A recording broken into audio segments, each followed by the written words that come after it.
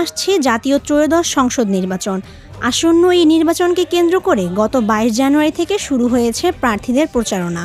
মাঠ পর্যায়ে প্রচারের পাশাপাশি গণমাধ্যম ও অনলাইন প্ল্যাটফর্মেও দেখা যাচ্ছে জোরালো তৎপরতা। নির্বাচন সামনে রেখে প্রচারণার চিত্রে এসেছে বড় পরিবর্তন। এখন আর শুধু পোস্টার, মাইক বা পথসভায় সীমাবদ্ধ নয় প্রচার। মাঠের পাশাপাশি অনলাইন ও ডিজিটাল প্ল্যাটফর্মে হয়ে উঠেছে প্রার্থীদের প্রধান প্রচার মাধ্যম। ফেসবুক, ইউটিউব, টিকটক সহ সামাজিক যোগাযোগ মাধ্যমে ব্যবহার করে ভোটারদের কাছে পৌঁছানোর চেষ্টা করছেন প্রার্থীরা। বাংলাদেশের নির্বাচনী প্রচারণার মঞ্চ এখন কার্যত ডিজিটাল প্ল্যাটফর্মের সরগরম। সামাজিক যোগাযোগ মাধ্যমে ও ওয়েবসাইটের মাধ্যমে রাজনৈতিক দলগুলো ভোটারদের কাছে পৌঁছানোর নতুন কৌশল নিয়েছে। প্রার্থী ও দলের কর্মকাণ্ডে নির্বাচনী ইভেন্ট এবং প্রচারমূলক ভিডিও নিয়মিত ছড়িয়ে দেওয়া হচ্ছে অনলাইনে। এবারের নির্বাচনে তরুণ ভোটাররা হয়ে উঠেছেন প্রধান টার্গেট।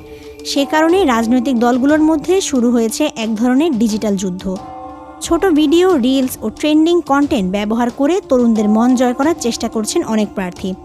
একই সঙ্গে দেখা যাচ্ছে থিম সং ভিত্তিক নির্বাচনী প্রচারণা।